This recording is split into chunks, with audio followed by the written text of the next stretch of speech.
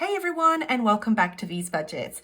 Now, for the returning subscribers, welcome back. And if you're new to the channel, then hi, my name is V and I'm a single mum of one trying to live her best life on a budget. Welcome to the channel and I'd love for you to stay. So if you like this content, please like and subscribe below. I would love for you to stick around and join the family.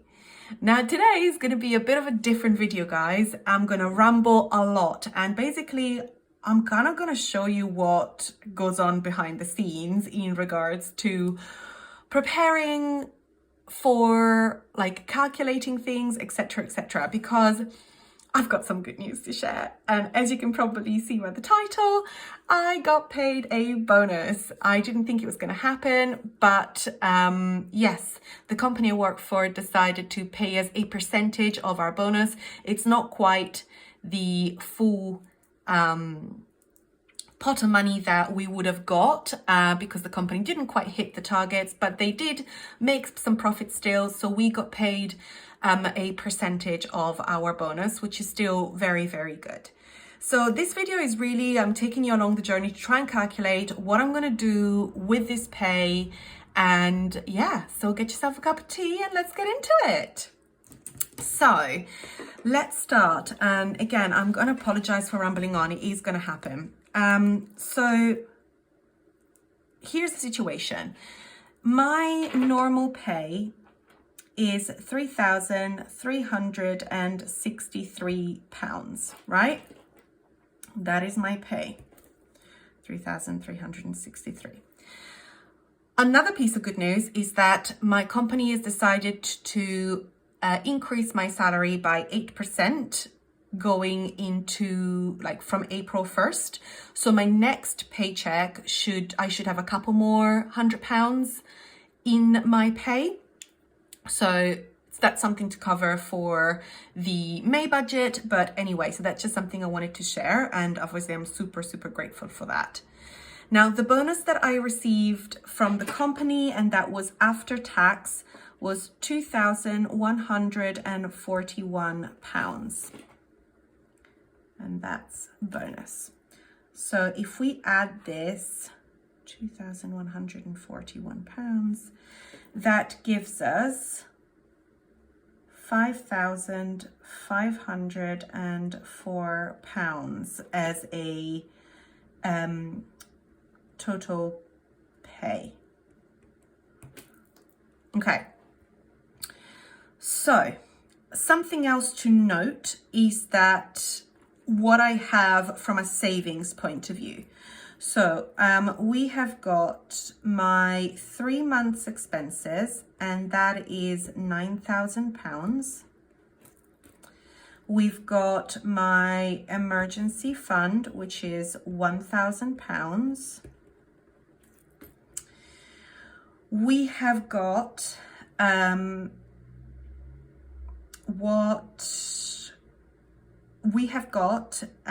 savings, which is £400, which was left over from the original £1,000 that I used some money from to do Clara's room, which was one of my 2022 goals.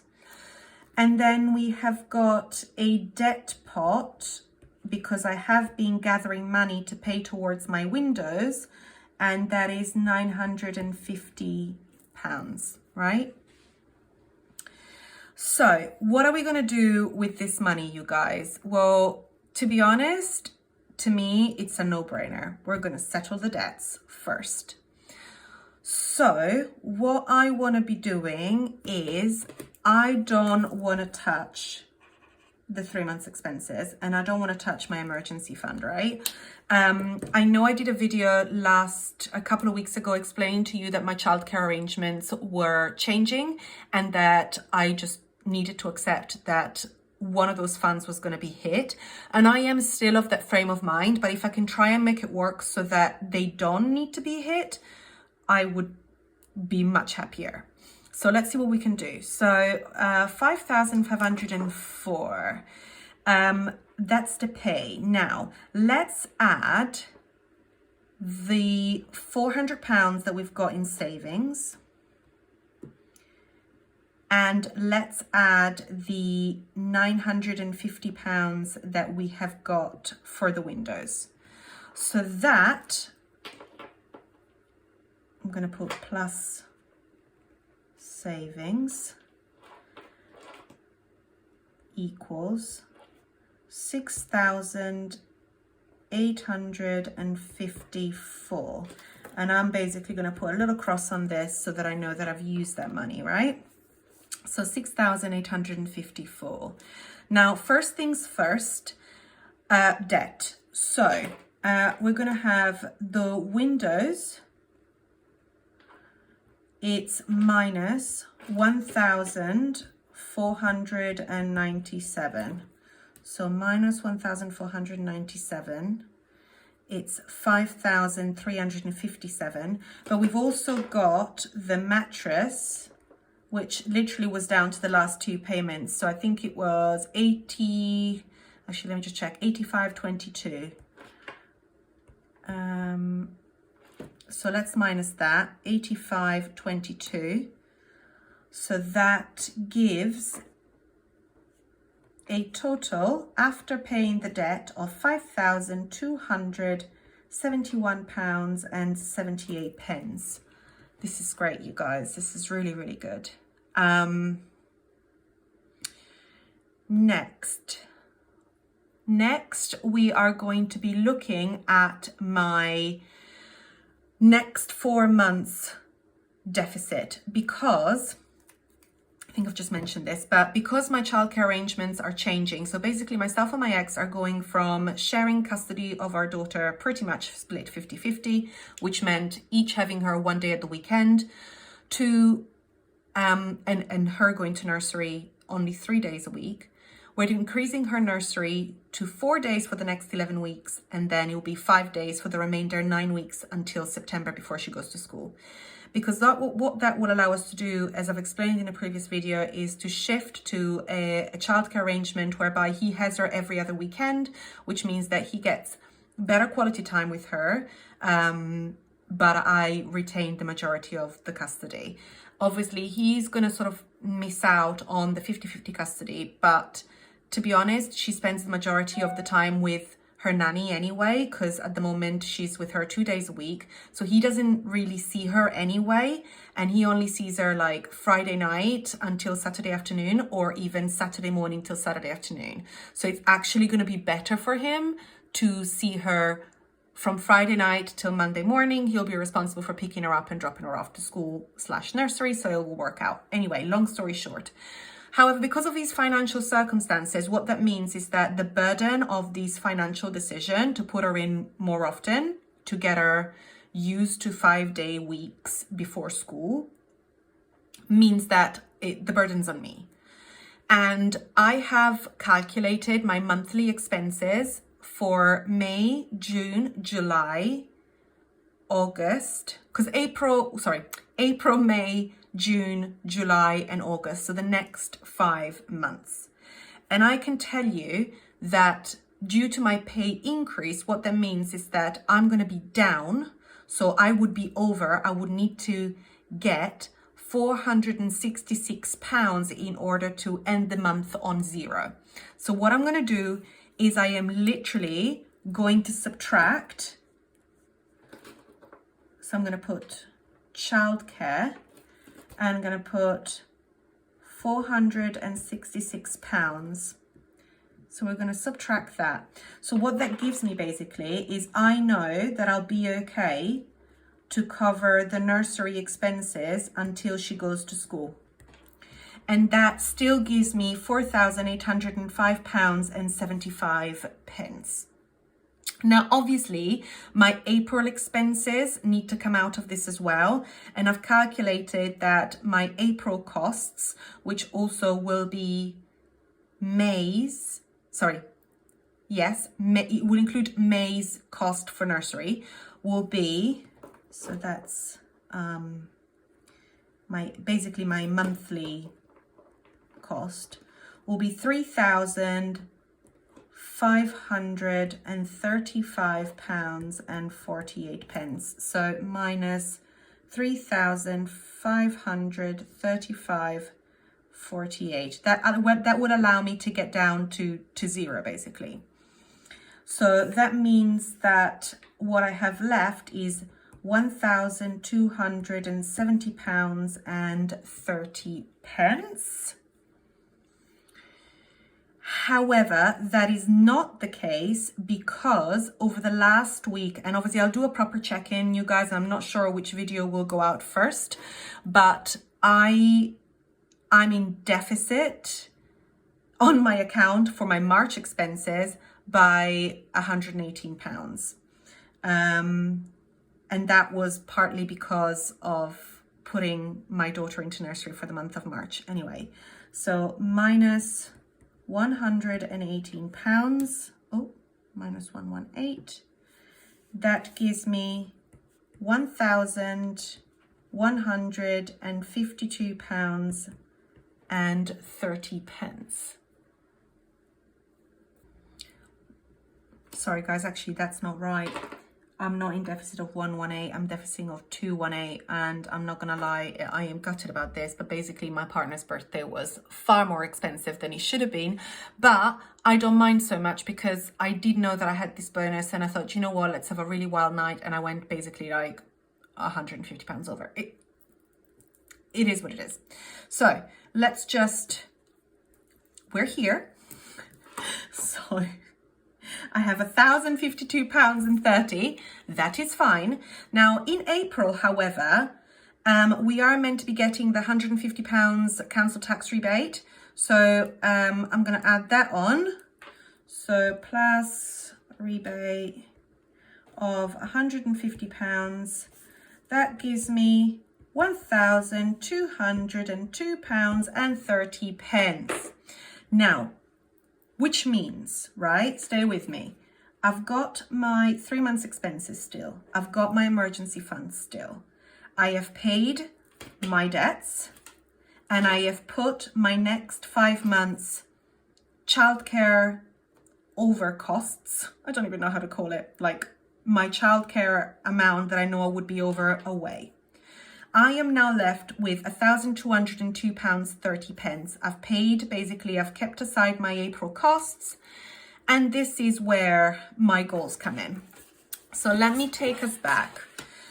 So basically what happened was these were my 2022 goals, and my first goal was to clear my debt, which was my mattress and my windows. Now, obviously, these were the amounts that were outstanding for me to be paying off.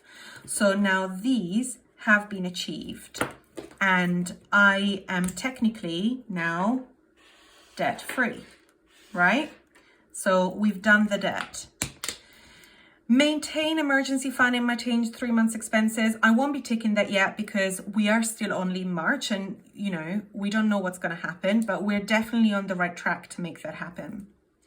Save. Clara's bedroom was £1,000 for me to redo her bedroom, which I actually did do for £500, and for me to do my bathroom, and I had put aside that I wanted to save £3,000. However, I did a couple of months after I did these goals also add that one of my priorities was to take Clara away on holiday, because I wanted to make sure that I could take her away in term time, because I know that next year I'm going to have to, from next year, she's going to go to school and I'm going to have to be following the rules of taking her on holiday during out of term time. So I kind of really wanted to go away as a last time, you know, for us. Now, if you look here, I budgeted 1,200, and guess what? We do have £1,230 there. But here's my thing, guys, and I know that this might be counterproductive, but I would feel quite nervous putting all this money, and I do know that I've got about £200 in my holiday pot, so I get that. But a couple of things, right? So because I don't have any other savings, I would feel really nervous that if something was to happen, and I spent all this money on a holiday that I would have to go into my emergency funds, which I don't really want to be doing. So I'm actually thinking, and also the other thing is that I did put 1,200 in there, but actually when I started looking, it's going to be more like 1,400, right? So we know that the holiday is either 1,400. I could pay it off by using this money plus the £200 that I've got in my holiday fund. But what that would mean is that should anything happen, I would literally eat into my emergency fund straight away, which I know it's what it's there for, but I kind of like to build a bit of a buffer. So here is my thought, and I really want to know what you guys think, so help me out. Do I, option 1, pay for the holiday using this fund and the holiday fund and just call it? I would be completely debt free. I would have my emergency fund and my 3 months expenses, and I can just start from next month to build myself a bit of a buffer. Or, and I know this is controversial, but hear me out, because I don't have any credit card debt and I don't use my credit card, do I get a 0% credit card on purchase, buy the holiday on a credit card, right? Know that it's going to be, let's say, a year to pay it off, right? So I've got 1,400. Let's divide that by 12 months. I know that my minimum payment would be £117 a month. Now I know because of the childcare situation that my next 5 months are going to be difficult, right? So why don't I take 5 months worth, okay, which is going to be about, let's call it £600. Why don't I take £600 out of these 1,230, put it in the same pot as the 466,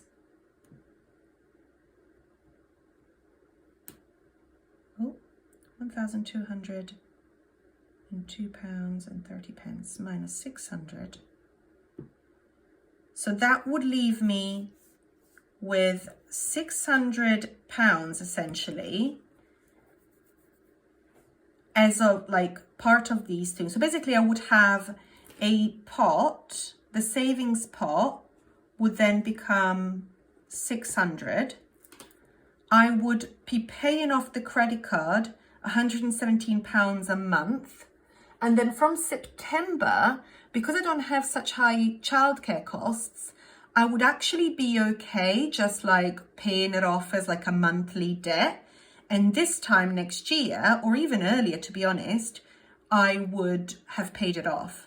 And then in the same amount, I can keep building my holiday pot, the one that has currently got the £200 in my hyper jar, so that because I'm not touching it, that pot will mature and be ready for next year's holiday. So the next year's holiday will not need to go on a credit card. It could just be paid as in when.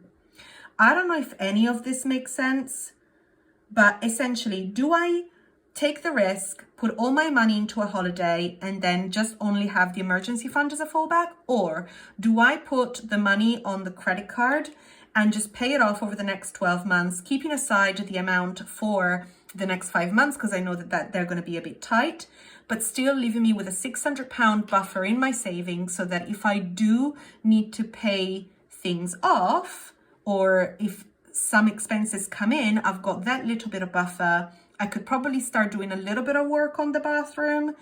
I don't have to fall onto my emergency fund straight away. And if I realize that over the next coming months that actually I can afford to pay it off, I can pay more, right, towards the credit card. I don't know. I don't know what to do, you guys. I am indecisive, but I do want to book a holiday over the next week.